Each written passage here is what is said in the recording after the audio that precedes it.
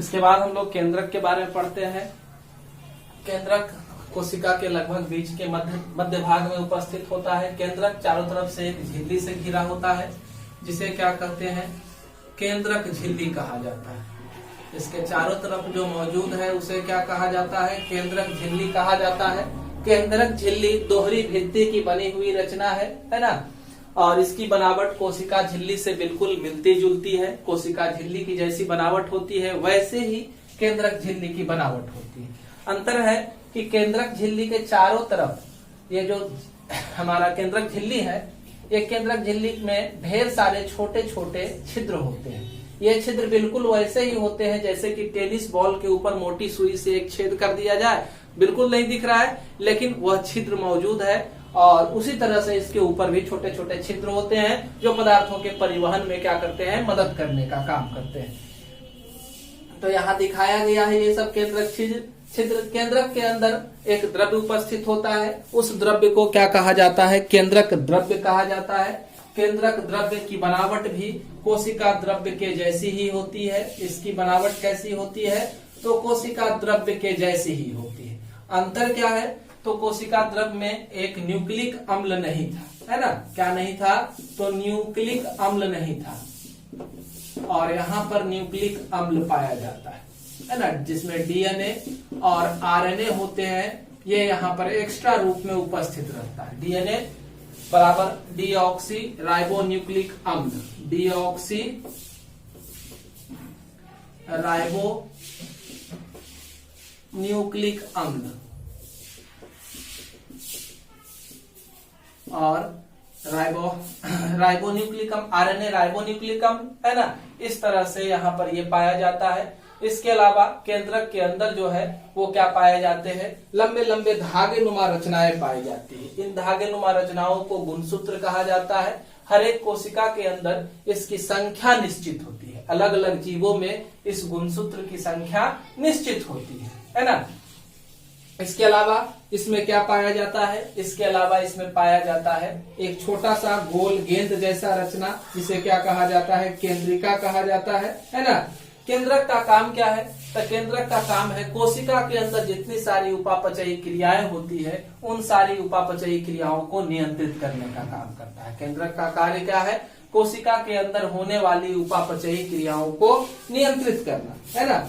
इसके अलावा डीएनए के कारण, डीएनए होने के कारण यह क्या करता है, गुणसूत्र के होने के कारण यह गुणसूत्र है ना, क्रोमोसोम जिसको कहते हैं। गुणसूत्र की उपस्थिति के कारण यह जीवों के गुणों का निर्धारण करता है। गुणसूत्र ही है जो जीवों के गुणों का निर्धारण करने का काम करता है। यह आपका इसमें पाया जाने वाला गुणसूत्र। तो ये जो गुणसूत्र आप देख रहे हैं, धागे नुमा रचना देख रहे हैं, यह धागे नुमा रचना ही बना हुआ होता है किससे, तो डीएनए से। जंतुओं में यह डीएनए से, पौधे में भी डीएनए से, है ना। कुछ वायरस को छोड़ करके लगभग में यह जो होता है डीएनए से बना होता है गुणसूत्र। तो इसमें डीएनए और हिस्टोन प्रोटीन, इसमें डीएनए और हिस्टोन प्रोटीन पाया जाता है ना। किसमें, तो गुणसूत्र में। आगे हम लोग जान सकते हैं कि डीएनए जो होता है वह नाइट्रोजनस अम्ल से बना होता है, नाइट्रोजन युक्त अम्ल नहीं, क्षार, है ना, से बना होता है। नाइट्रोजन युक्त क्षार से बना होता है, जैसे एडेनिन है, गुआनिन है, साइटोसिन है, थाइमिन है, यूरासिल है ना। इसके अलावा इसमें पेंटोज शुगर पाया जाता है, फॉस्फेट पाया जाता है, तब जाकर के इसका निर्माण होता है। तो हम लोग को सिर्फ गुणसूत्र के बारे में जानना है। गुणसूत्र के ऊपर छोटे छोटे बिंदु के आकार की कुछ रचनाएं रहती है जो डीएनए से ही बनी होती है। इसे क्या कहा जाता है, जीन कहा जाता है। इसे क्या कहते हैं, जीन कहते हैं। जीन को क्या कहते हैं, अनुवांशिकता की इकाई कहते हैं। एक जीन, जीवों में एक जीन जो होता है एक गुण को निर्धारित करने का काम करता है। जीन क्या करता है, जीवों के गुणों का निर्धारण करने का काम करता है। जीवों के गुण जो होते हैं वह जीन के कारण ही निर्धारित होते हैं। इसकी संख्या निश्चित होती है। अलग अलग जीन अलग अलग गुणों को निर्धारित करते हैं।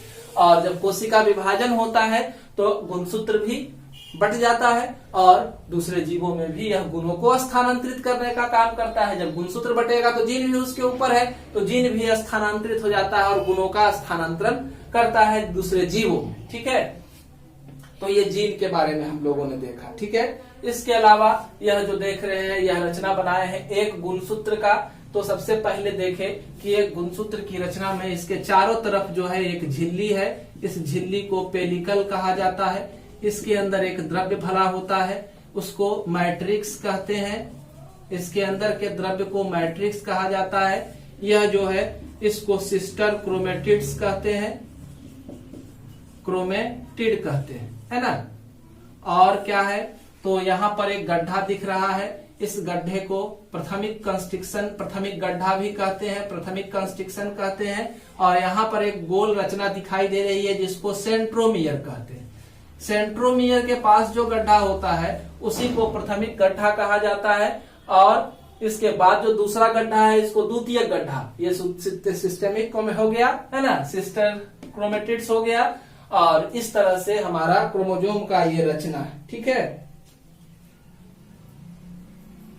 ये हम लोग क्रोमोजोम को देखे। क्रोमोजोम जेनेटिक ब्लूप्रिंट कहलाता है, जीवों में गुणों का स्थानांतरण करने का काम करता है।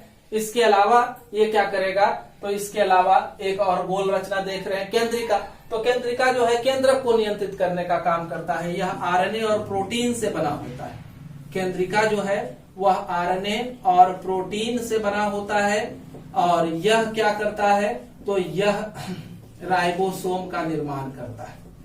इसका एक और कार्य है कि यह क्या करेगा, राइबोसोम का भी निर्माण करने का काम करता है। कोशिका विभाजन में इसका खास महत्व है केंद्रिका का। ये जो छोटी सी रचना है केंद्रिका, इसका कोशिका विभाजन में काफी महत्व है ना। केंद्रक के अंदर छोटी सी गोल रचना केंद्रिका का महत्व है काफी ज्यादा, है ना। और क्रोमोजोम में ये जो देखे थे हम लोग, इसमें दो आर्म दिखाई दे रहा है ना, एक आर्म दो आर्म। ठीक है, और यह आर्म कभी बड़ा कभी एल के आकार का, इसके आधार पर इसको बांटा गया। सब मेटासेंट्रिक इन सारे भागों में इसको क्या किया गया है, बांटा गया है ना। तो ये हम लोग केंद्रक के बारे में जानकारी प्राप्त किए, केंद्रक क्या है, कैसे कार्य करता है।